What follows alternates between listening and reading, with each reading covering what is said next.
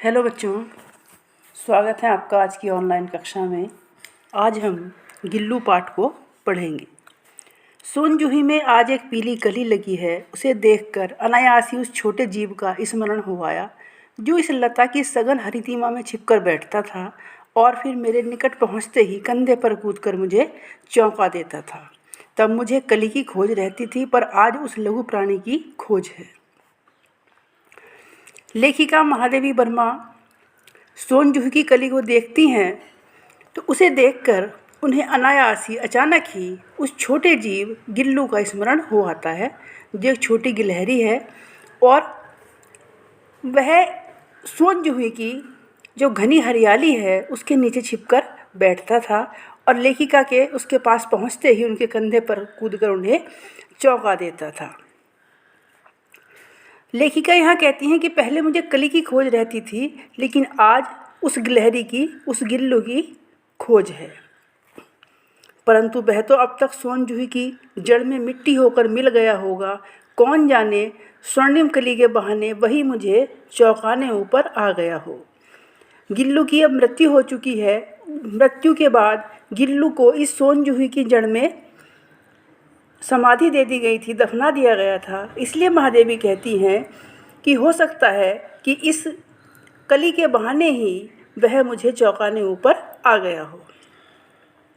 अचानक एक दिन सवेरे कमरे से बरामदे में आकर मैंने देखा, दो कोए एक गमले के चारों ओर अपनी चोंच से छुआ छुअवल जैसा खेल खेल रहे हैं।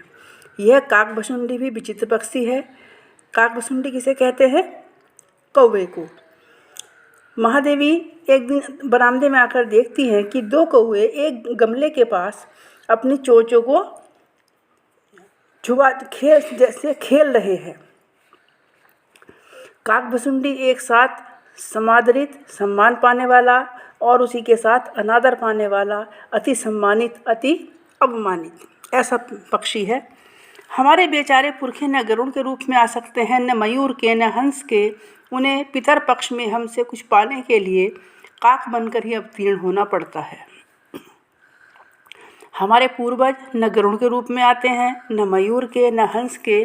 पितृपक्ष में ऐसा माना जाता है कि वह कौवे के रूप में ही जो उनके प्रियजन उन्हें देते हैं वो उन्हें ग्रहण करने के लिए आते हैं। कौवा जब बोलता है तो ऐसा माना जाता है कि वो किसी प्रियजन के आने का संदेश देता है। हमारे दूरस्थ प्रियजनों को भी अपने आने का मधुर संदेश इनके कर्कश स्वर में ही देना पड़ता है। दूसरी ओर हम कौवा और कांव कांव करने को अवमानना के अर्थ में भी प्रयुक्त करते हैं। यदि कोई व्यक्ति अत्यधिक बोलता है तो उसे भी यही कहा जाता है कि कौवे की तरह कांव कांव कर रहा है। तो यहाँ जो अर्थ है वो अवमानना के अर्थ में, उपेक्षा के अर्थ में प्रयुक्त हो रहा है। मेरे काक पुराण के विवेचन में अचानक बाधा आ पड़ी, क्योंकि गमले और दीवार की संधि में छिपे एक छोटे से जीव पर मेरी दृष्टि रुक गई। महादेवी यहाँ कौवों के बारे में सोच रही है, लेकिन उसी समय उनकी जो दृष्टि है, नज़र है, वो एक छोटे जीव पर पड़ती है। पास जाकर वो देखती हैं गिलहरी का एक छोटा सा बच्चा है जो संभवतः घोंसले से गिर पड़ा है और अब कोए जिसे अपना आहार बना रहे हैं, जिसमें सुलभ आहार खोज रहे हैं। काकद्वय की चोंचों के दो घाव उस लघु प्राण के लिए बहुत थे, अतः वह निश्चेष्ट सा गमले में चिपटा पड़ा था। दो कौवे जब चोंच मार रहे थे तो वो इतना छोटा था कि अगर वो दो की जगह चार लगा देते तो शायद वो मर जाता। इसीलिए उस डर से वह निष्प्राण सा उस गमले में चिपटा पड़ा था। सबने कहा कि कौवे की चोंच का घाव लगने के बाद अब यह बच नहीं सकता, अतः इसे ऐसे ही रहने दिया जाए। परंतु लेखिका ने का मन जो है वो नहीं माना और उन्होंने उसे हौले से उठाकर अपने कमरे में ले आई। फिर रुई से रक्त पोंछकर घावों पर पेनिसिलिन का मरहम लगाया। रुई की पतली बत्ती दूध में भिगोकर जैसे तैसे उसके नन्हे मुंह में लगाई, पर मुंह खुल न सका और दूध की बूंदें दोनों ओर लुढ़क गईं, क्योंकि उसकी जो स्थिति है वो काफ़ी नाजुक है। कई घंटे के उपचार के बाद उसके मुंह में एक बूंद पानी टपकाया जा सका। तीसरे दिन वह इतना अच्छा और आश्वस्त हो गया कि मेरी उंगली अपने 2 नन्हे पंजों से पकड़कर नीले कांच की मोतियों जैसी आंखों से इधर उधर देखने लगा। 3-4 मास में उसके स्निग्ध रोएं, झब्बेदार पूंछ और चंचल चमकीली आंखें सबको विस्मित करने लगी। हमने उसकी जातिवाचक संज्ञा को व्यक्तिवाचक का रूप दे दिया और इस प्रकार हम उसे गिल्लू कहकर बुलाने लगे, अर्थात जो छोटा गिलहरी का बच्चा है उसका नाम गिल्लू रख दिया गया। मैंने फूल रखने की एक हल्की डलिया में रुई बिछाकर उसे तार से खिड़की पर लटका दिया। वही 2 वर्ष गिल्लू का घर रहा। वह स्वयं हिलाकर अपने झूले में झूलता, अपनी कांच के मन को सी आँखों से कमरे के भीतर और खिड़की से बाहर न जाने क्या क्या देखता समझता रहता, परंतु उसकी समझदारी और कार्यकलाप पर सबको आश्चर्य होता था। जब मैं लिखने बैठती तब अपनी ओर मेरा ध्यान आकर्षित करने की उसमें इतनी तीव्र इच्छा होती कि उसे एक अच्छा उपाय खोज निकाला। जब लेखिका लिखने बैठती हैं तो गिल्लू लेखिका का ध्यान अपनी ओर खींचने के लिए नए नए उपाय करता है। वह लेखिका के पैर तक आकर सर से पर्दे पर बहुत जल्दी से पर्दे पर चढ़ जाता और फिर उसी तेज़ी से उतरता।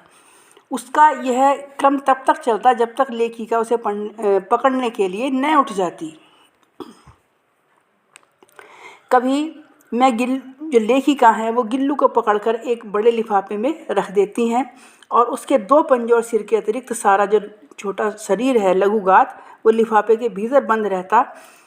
इस अद्भुत स्थिति में कभी कभी घंटों मेज पर दीवार के सहारे खड़ा रहकर वह अपनी चमकीली आँखों से मेरा कार्यकलाप देखता, अर्थात वो लेखिका को देखा करता। भूख लगने पर चिक चिक करके मानो वह मुझे सूचना देता और काजू या बिस्किट मिल जाने पर उसी स्थिति में लिफाफे से बाहर वाले पंजों से पकड़कर उसे कुतरता रहता। फिर गुल्लू के जीवन का प्रथम वसंत आया। नीम चमेली की गंध मेरे कमरे में हौले हौले आने लगी। बाहर की गिलहरियाँ खिड़की की जाली के पास आकर चिक चिक करके न जाने क्या कहने लगी। हमारी जो लेखिका हैं उन्हें पेड़ पौधों का अत्यधिक शौक़ है, इसलिए अन्य जो पेड़ पौधे हैं वो भी उनके पास हैं। तो जब बसंत की ऋतु में बच्चों सभी पेड़ पौधों के ऊपर पुष्प खिलते हैं और प्रकृति अपना श्रृंगार कर लेती है। नीम और चमेली की गंध इसीलिए लेखिका के कमरे में आ रही है। गिल्लू को जाली के पास बैठकर अपनेपन से बाहर झांकते देखकर मुझे लगा कि इसे मुक्त करना आवश्यक है। मैंने कीले निकालकर जाली का एक कोना खोल दिया और इस मार्ग से गिल्लू के बाहर जाने पर सचमुच ही मुक्ति की सांस ली। जाली की कीले निकालने के बाद गिल्लू के बाहर जाने का जो मार्ग है वो प्रशस्त हो जाता है और वो बाहर आने जाने लगता है। इतने छोटे जीव को घर में पले कुत्ते और बिल्लियों से बचाना भी एक समस्या थी, क्योंकि कुत्ते और बिल्लियाँ जो हैं वो गिलहरी के शत्रु होते हैं और वो उसे मार डालते हैं। आवश्यक कागज पत्रों के कारण मेरे बाहर जाने पर कमरा अक्सर बंद ही रहता है। मेरे कॉलेज से लौटने पर जैसे ही कमरा खोला गया मैंने भीतर पैर रखा, वैसे ही गिल्लू जाली के द्वार से भीतर आकर मेरे पैर से सिर और सिर से पैर तक दौड़ लगाने लगा। यह उसका प्रतिदिन का कार्यक्रम था। मेरे कमरे से बाहर जाने पर गिल्लू भी खिड़की की खुली जाली की राह बाहर चला जाता और दिन भर गिलहरियों के झुंड का नेता बना हर डाल पर उछलता कूदता रहता और ठीक 4 बजे वह खिड़की से भीतर आकर अपने झूले में झूलने लगता। मुझे चौंकाने की इच्छा उसमें न जाने कब और कैसे उत्पन्न हो गई थी। कभी फूलदान के फूलों में छिप जाता, कभी पर्दे की चुन्नट में और कभी सोनजूही की पत्तियों में। मेरे पास बहुत से पशु पक्षी हैं और उनका मुझसे लगाव कम नहीं है, परंतु उनमें से किसी को मेरे साथ मेरी थाली में खाने की हिम्मत नहीं हुई, ऐसा मुझे स्मरण नहीं आता। गिल्लू इनमें अपवाद था।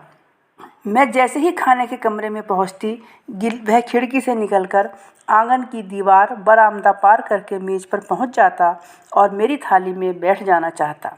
बड़ी कठिनाई से मैंने उसे थाली के पास बैठना सिखाया, जहां बैठकर वह मेरी थाली में से एक एक चावल उठाकर बड़ी सफाई से खाता रहता।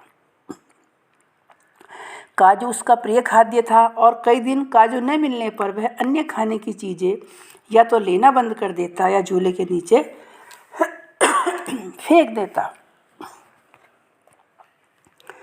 उसी बीच मुझे मोटर दुर्घटना में आहत होकर कुछ दिन के लिए अस्पताल में रहना पड़ा। हमारी जो लेखिका हैं वो दुर्घटनाग्रस्त हो जाती हैं और अस्पताल में रहती हैं। उन दिनों जब मेरे कमरे का दरवाज़ा खोला जाता, गिल्लू अपने झूले से उतरकर दौड़ता और फिर किसी दूसरे को देखकर उसी तेज़ी से अपने घोंसले में जा बैठता। सब उसे काजू दे जाते, परंतु अस्पताल से लौटकर जब मैंने उसके झूले की सफाई की तो उसमें काजू भरे मिले, जिससे ज्ञात हुआ कि वह उन दिनों अपना प्रिय खाद्य कम खाता रहा। मेरी अस्वस्थता में वह तकिए पर सिरहाने बैठकर अपने नन्हे नन्हे पंजों से मेरे सिर और बालों को इतने हौले से सहलाता कि उसका हटना ऐसा लगता कि मानो कोई नर्स हट गई है। गर्मियों में जब मैं दोपहर में काम करती तो गिल्लू बाहर न जाता, न अपने झूले में बैठता। उसने मेरे निकट रहने के साथ गर्मी से बचने का एक सर्वथा नया उपाय खोज निकाला। वह मेरे पास रखी सुराही पर लेट जाता और इस प्रकार समीप भी रहता और ठंडक में भी रहता। गिलहरी के जीवन की अवधि 2 वर्ष से अधिक नहीं होती। लेखिका को पढ़ने लिखने से ये पता चल चुका था कि गिलहरी की जो अवधि है वो 2 वर्ष होती है। अतः गिल्लू की जीवन यात्रा का अंत आ ही गया। दिन भर उसने न कुछ खाया और न बाहर गया। रात में अंत की यातना में भी वह अपने झूले से उतरकर मेरे बिस्तर पर आया और ठंडे पंजों से मेरी बही उंगली पकड़कर हाथ से चिपक गया, जिसे उसने अपने बचपन की मरणासन स्थिति में पकड़ा था। मरणासन स्थिति मृत्यु के निकट। ऐसा प्रतीत हो रहा था कि वह ये लेखिका से कहना चाह रहा था कि जैसे आपने मुझे पहले बचाया था, आज भी उसी प्रकार मुझे बचा लीजिए। पंजे इतने ठंडे हो रहे थे कि मैंने जाकर हीटर जलाया और उसे उष्णता देने का प्रयत्न किया, परंतु प्रभात की किरण के स्पर्श के साथ ही वह किसी और जीवन में जागने के लिए सो गया। उसका झूला उतार कर रख दिया है और खिड़की की जाली बंद कर दी गई है, परंतु गिलहरियों की नई पीढ़ी जाली के उस पार चिक चिक करती ही रहती है और सोनजूही पर बसंत आता ही रहता है। सोनजूही की लता के नीचे गिल्लू को समाधि दी गई, इसलिए भी कि उसे वह लता सबसे अधिक प्रिय थी, इसलिए भी कि लघुगात का किसी बासंती दिन जूही के पिलाव छोटे फूल में खिल जाने का विश्वास मुझे संतोष देता है। वो इतना छोटा प्राणी है, उसे समाधि इसलिए दी गई कि किसी दिन यह जूही के पीले फूल के रूप में खिलेगा, ऐसा लेखिका को हमारी विश्वास है। धन्यवाद।